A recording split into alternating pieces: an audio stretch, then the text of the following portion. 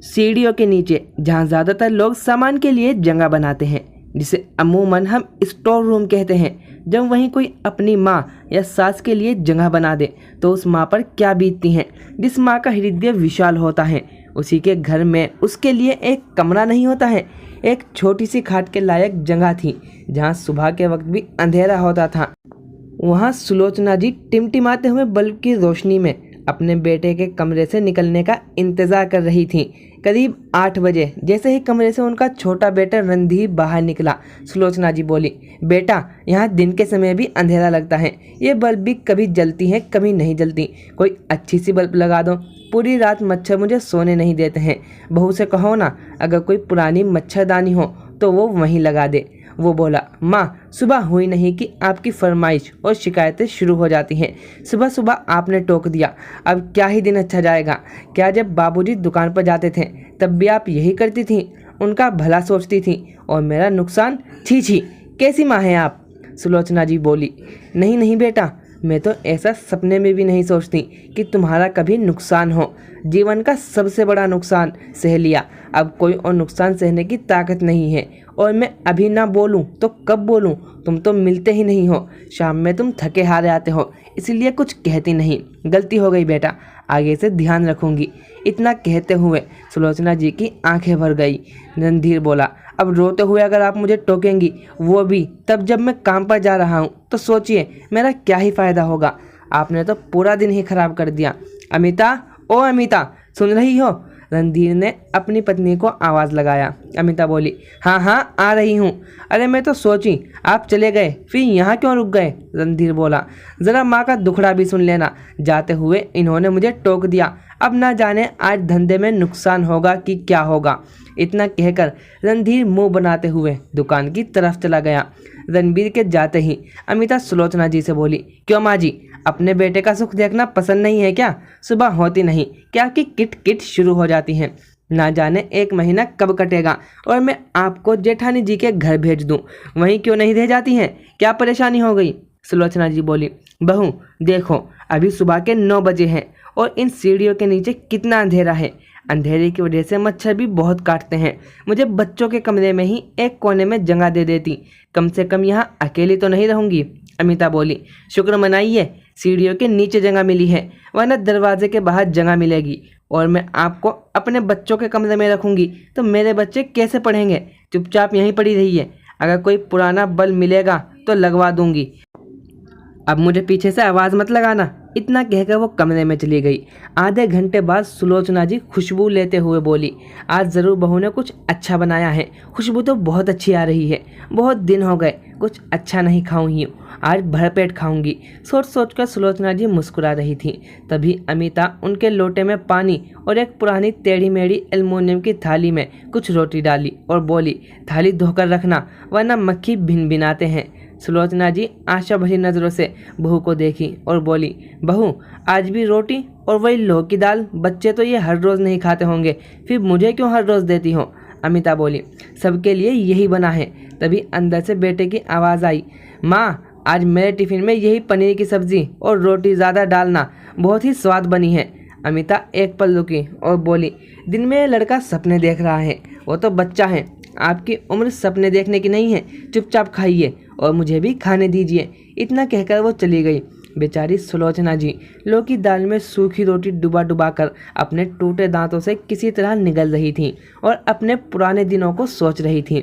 जब दूसरा बेटा हुआ था तो लोग उनके पति राम सेवक बाबू से कह रहे थे, राम सेवक बाबू बहुत बहुत बधाई हो, अरे आपने तो छक्के पर छक्का मारा, पहले बेटे में पूरे गांव में लड्डू बांटा और अब इस बेटे में क्या करेंगे? राम सेवक बाबू अपना कॉलर ऊपर करते हुए बोले, आप सबका आशीर्वाद रहा तो इस बार पूरे गांव को दावत दूंगा, बस आप सब मेरे बच्चों को आशीर्वाद दीजिए कि वो अच्छे इंसान बने। राम सेवक बाबू और सुलोचना जी का सुखी संपन्न परिवार था। पहले वो किसान थे, बहुत मेहनत करके पैसा इकट्ठा किया, फिर पास के शहर में अपने लिए एक मकान लिया और एक किराने की दुकान खोली, जिस पर ईश्वर की कृपा हुई और दुकान खूब चलने लगी। पैसों की कोई कमी नहीं थी, खुशी से सबका जीवन चल रहा था।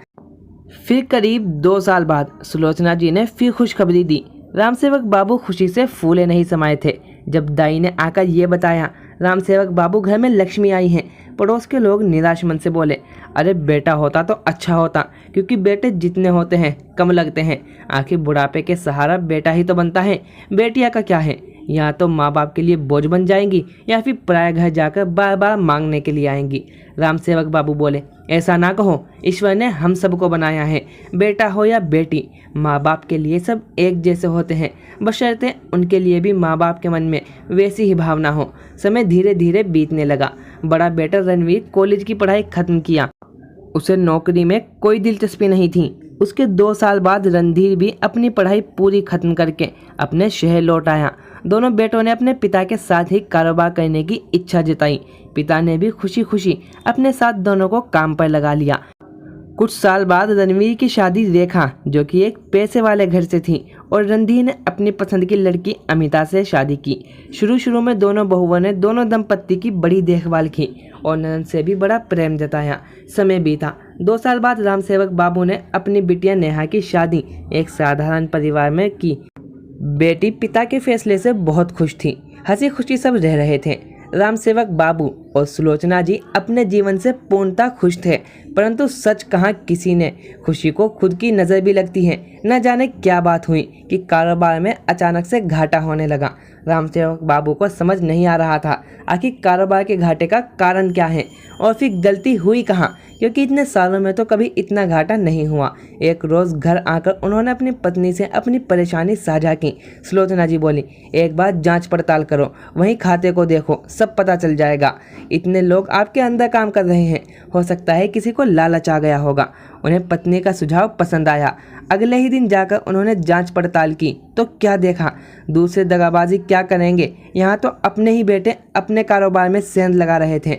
दोनों भाइयों को लगा अगर वो कारोबार के पैसों को अपने ऊपर खर्च भी कर लेंगे तो पिता को क्या पता चलेगा, क्योंकि पिता तो आंख मूंद कर अपने बच्चों पर भरोसा करते हैं।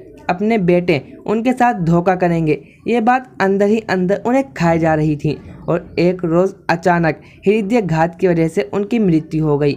सुलोचना जी को कुछ समझ में नहीं आया कि आखिर अचानक राम सेवक बाबू को हुआ क्या, क्योंकि वो तो बहुत खुश मिजाज इंसान थे, पर उनकी तो दुनिया लुट गई। कई महीने तक तो सुलोचना जी एक कमरे में बंद रहती थीं। मन को इतना आघात जो पहुंचा था, दोनों भाइयों ने कारोबार को लेकर खटपट होना शुरू हुआ।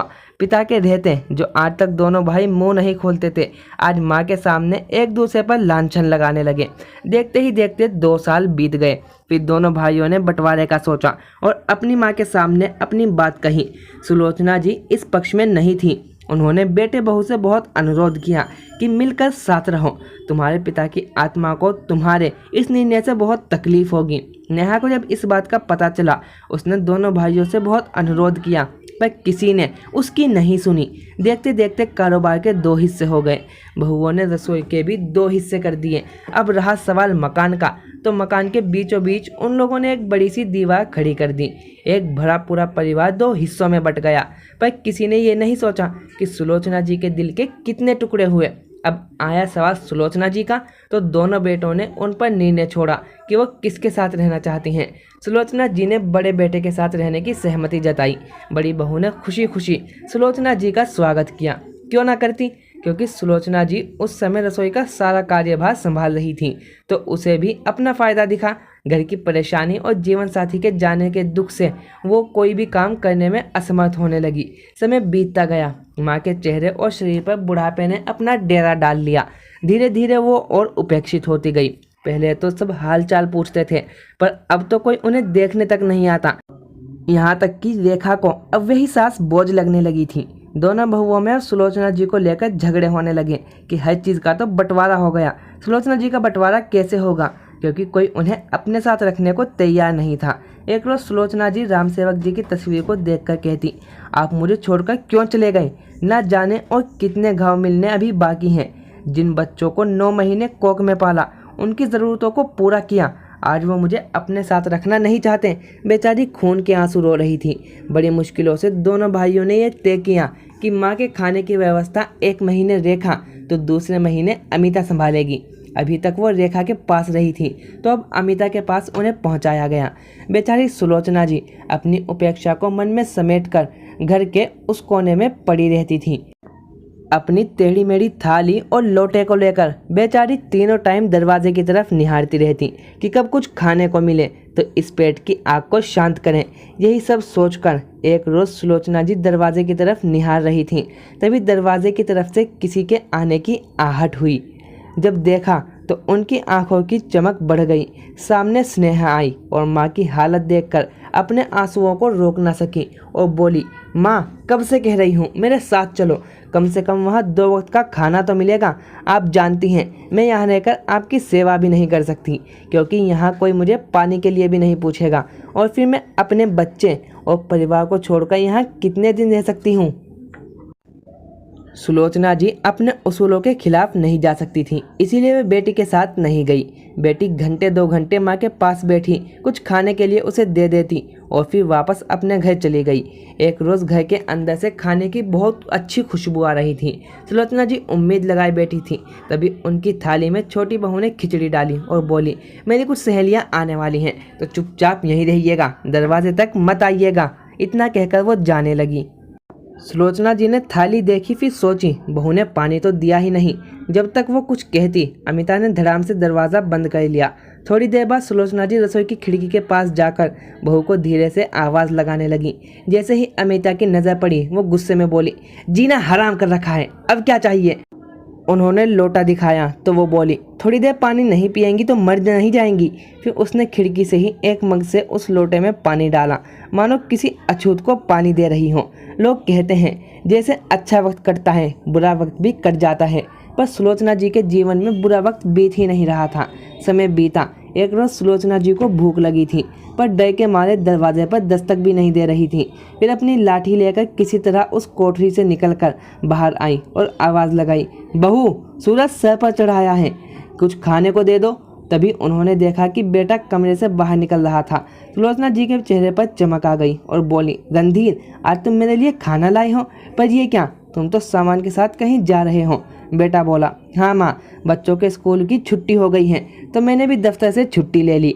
अब तुम्हारी बहू को कहीं ले जाने का नहीं पता, पूरे दिन घर गृहस्थी में बेचारी लगी रहती हैं, तो हम कुछ रोज़ के लिए बाहर जा रहे हैं। सुलोचना जी करुण स्वर में बोली, अगर तुम तो चले जाओगे तो मुझे रोटी खाने के लिए कौन देगा, क्या अपनी माँ को मरने के लिए छोड़कर जाओगे। तभी अमिता बोली, माँ जी आप मरने वाली नहीं हैं, और वैसे भी आज महीने की आखिरी तारीख है, कल से आपकी जिम्मेदारी भाभी की है। ये लीजिए 4 रोटी और दाल, जल्दी जल्दी खा लीजिए, कल की दाल है, कहीं खराब ना हो जाए। सुबह भाभी आपको ले जाएंगी, हमारे पीछे से घर का ध्यान रखिएगा। इतना कहकर सब निकल गए। बेचारी सुलोचना जी टुक टुक बस निहारती रहीं। उन्हें बहुत ज़ोर की भूख लगी थी तो उन्होंने सोचा पहले खाना खा लेती हूँ। जैसे ही उन्होंने दाल मुंह में डाली, दाल खट्टी हो चुकी थी, फिर भी बेचारी ने किसी तरह उसे खा लिया। फिर 2 रोटी बचाकर रखी ताकि रात में कम से कम पानी में डुबोकर ही खा लेगी, क्योंकि पेट की आग तो परिस्थिति समझती ही नहीं है। अगले दिन बहुत देर तक वो रेखा का इंतज़ार करती रही, जबकि घर के बीचों बीच बस दीवार ही तो थी। एक बार वो सोची कि खुद ही चली जाए, पर उन्हें लगा कि कहीं उनका एकाएक जाना बहू को नाराज़ ना कर दें। बैठे बैठे बेचारी की आंख लग गई। तभी किसी के हाथ के स्पर्श ने उन्हें जगाया, माँ चलो मैं तुम्हें लेने आया हूँ। सुलोचना जी ने देखा कि रणवीर आया है। वो बोली, बेटा कब से राह देख रही थी, बहुत ज़ोरों की भूख लगी है, चल मुझे ले चल। उन्होंने एक छोटा सा बक्सा और पति की तस्वीर उठाई और बेटे के साथ चल पड़ी। बेटे में भी इतनी आत्मीयता नहीं थी कि माँ का एक हाथ थाम लेता। बेचारी एक हाथ में उस छोटे से बक्से को और दूसरे हाथ से अपनी लाठी को टेकते हुए चलती रही। जब वहां पहुंची तो देखा कि जिस कमरे में वो आज तक रहती थी वहां ना ले जाकर बेटा उन्हें पीछे के बरामदे पर लगी एक छोटी सी काठ पर बैठाया और बोला, माँ इस बक्से में क्या रखी हो, जब भी आती हो इसे लेकर आती हो और जब भी जाती हो लेकर जाती हो। सुलोचना जी पहले इधर उधर देखी, फिर सोची चलो यहाँ खाने को मिल ही जाएगा। बेटे ने फिर माँ से वही सवाल किया। सुलोचना जी उस बक्से को अपने पीछे करते हुए बोली, कुछ नहीं बेटा, इसमें कुछ नहीं है। रणवीर जिज्ञासा भरी नज़र से उस बक्से को देखते हुए वहाँ से पत्नी के पास चला गया और सारी बात बताई। रेखा रोटी दाल के साथ आज थोड़ी सब्जी भी लेकर आई, जिसे देखकर सुलोचना जी को बहुत अच्छा लगा। मन ही मन सोची, महीनों बाद सब्जी का स्वाद ना जाने कैसा होगा। जैसे ही उन्होंने आगे हाथ बढ़ाया, बहू ने थाली पीछे किया और बोली, माँ जी उस बक्से में क्या है। सुलोचना जी बोली, कुछ नहीं बहू, इसमें कुछ नहीं है, मुझे खाने को दे दो, बहुत ज़ोरों की भूख लगी है। रेखा बोली, हाँ हाँ, ये खाना आपके लिए ही तो लाई हूँ। आपका बेटा कह गया माँ को अच्छा खिलाओ और दोपहर में चावल दाल चोखा सब्जी और पापड़ सब माँ के लिए बनाओ। जैसे जैसे बहू व्यंजन बता रही थी, सुलोचना जी के मुंह से पानी टपक रहा था। तो बताइए ना माँ जी, इस बक्से में क्या है? सुलोचना जी लपक कर थाली को पकड़ी और जल्दी जल्दी खाने लगी। खाते हुए बोली, कुछ नहीं है बहू, मुझे खाना दो, जाओ तुम आराम करो। रेखा तिरछी नज़रों से उनको देखते हुए अंदर गई। वो पति से बोली, ज़रूर आपकी बहन के लिए कोई पुराना पुश्तैनी हाथ छुपा कर रखी होंगी। मैं कहती हूँ देवा जी अभी यहाँ नहीं है, उनके आने से पहले इस बक्से को खोलकर हम देखते हैं, वरना कुछ कीमती निकला तो उसके भी 2 हिस्से लगाने पड़ेंगे। दोपहर में बेटा बोला, माँ क्या खाओगी बताओ? माँ के चेहरे पर चमक आ गई। जैसे ही वो कुछ कहती, रेखा बोली, जो कहेंगी मैं बना दूंगी, परंतु पहले मुझे वो बक्सा खोल कर दिखाए, वरना मैं भी अपने बच्चों को लेकर मायके चली जाऊंगी, फिर माँ बेटा दोनों भूखे रहना। रणवीर बोला, माँ आप क्या चाहती हैं, मैं भूखा रहूं? माँ का जी गाय का, वो कैसे बेटे को भूखा देखती। जो माँ खुद महीनों से अपना पेट काट रही थी, वो अपने बच्चों की एक समय की भूख भी बर्दाश्त नहीं कर पाएगी। ये सोचकर सुलोचना जी ने वो बक्सा आगे किया और बोली, नहीं नहीं बहू, मुझे मत खाना देना, पर मेरे बच्चों को भूखा मत रहना। ये लो बक्सा देख लो। तभी अचानक दरवाजे पर दस्तक हुई। बहू ने देखा कि माँ से मिलने नेहा आई है। वो बोली, आपको क्या गंध लग जाती है? जब भी कुछ लेने देने की बात होती है आप ज़रूर चली आती हैं। नेहा बोली, मैं तो बस माँ से मिलने आई हूँ। माँ, ओ माँ, कहाँ हो? इतना कहते हुए बेटी माँ के कमरे तक गई। जब देखा वहाँ नहीं है तो भाभी बोली, माँ पीछे बरामदे में है। यह सुनकर ननंद को आश्चर्य नहीं हुआ, क्योंकि दोनों भाभी कुछ ऐसा हमेशा ही करती थी। बहन को देखकर भाई हैरान हुआ तो नेहा बोली, भैया आप माँ के बक्से के साथ क्या कर रहे हैं? रेखा बोली, देखा, मैंने कहा था ना, इनको पता होगा, ज़रूर इनके लिए इस बक्से में कोई हाथ छुपा रखी है और इनको पता है, तभी तो ये परेशान दिख रही है। नेहा बोली, नहीं नहीं भाभी, ऐसी कोई बात नहीं है, पर बाबूजी के जाने के बाद ये बक्सा अक्सर माँ के पास रहता है। मैं तो बस इसलिए कह रही हूँ। माँ, अगर इस बक्से की चाबी आपके पास है तो दे दीजिए। देखिए मुझ पर इल्ज़ाम लगाया जा रहा है। इतना कहकर वो रोने लगी। माँ ने धीरे से अपने आंचल से एक पुरानी चाबी जो काले धागे में बंधी थी बेटे को बढ़ाते हुए बोली, लो बेटा, खोल कर देख लो। बहू ने झट से चाबी हाथ से खींची और बक्सा खोली। जैसे ही खोला सब हैरान थे। उस बक्से में तीनों भाई बहन के बचपन के दिनों के कुछ कपड़े, तस्वीर और कुछ रोटियां रखी हुई थीं। ये देखकर बेटे की आंखें भर आई और बोली, माँ ये किसके कपड़े हैं और इसमें रोटी क्यों रखी है? सुलोचना जी बोली, ये उन दिनों के कपड़े हैं जब तुम लोग अबोध बालक हुआ करते थे। आज भी इन कपड़ों में तुम्हारी खुशबू है, पर वो खुशबू लालच रहित है। और ये रोटी मैं इसलिए रखी थी कि अगर आज रणबीर मुझे लेने नहीं आया तो इसे खाकर मैं अपना पेट भर लेती। माँ बोल रही थी और बेटे बहू खड़े खड़े मानो ज़मीन में गड़ रहे थे। नेहा बोली, माँ अब मैं आपको यहाँ रहने नहीं दूंगी, चलिए मेरे साथ। मैं आपके लिए अपने परिवार, बच्चों को, सबको त्याग दूंगी, पर अब आपको मैं दुख सहने नहीं दूंगी। उसूलों पर चलकर आपने आखिर क्या पा लिया? चलिए मेरे साथ। बड़ा बेटा धड़ाम से माँ के पैरों में गिर पड़ा और बोला, माँ मुझे माफ़ कर दो। माँ के पैरों के नीचे जन्नत होती है, पर मैंने जीती जागती माँ को नरक जैसा जीवन दिखाया। भगवान मुझे कभी माफ़ नहीं करेगा। कल को अगर मेरे बच्चे मेरे साथ ऐसा व्यवहार करेंगे तो मैं उसी लायक हूँ। आखिर जो मैं करूँगा वही तो पाऊँगा। रेखा सास के पैरों को पकड़कर माफ़ी मांगने लगी और बोली, माँ जी सच में हमें माफ़ कर दीजिए। आपके जैसा विशाल हृदय मेरा कभी नहीं हो पाएगा। हमने आपके साथ ऐसा व्यवहार किया, फिर भी आपने हमेशा हमें आशीर्वाद दिया। अब मैं आपको कहीं जाने नहीं दूंगी। अपनी माँ जैसा आपका ख्याल रखूंगी। बस एक बार भरोसा करके देखिए। सबकी आंखें नम थीं।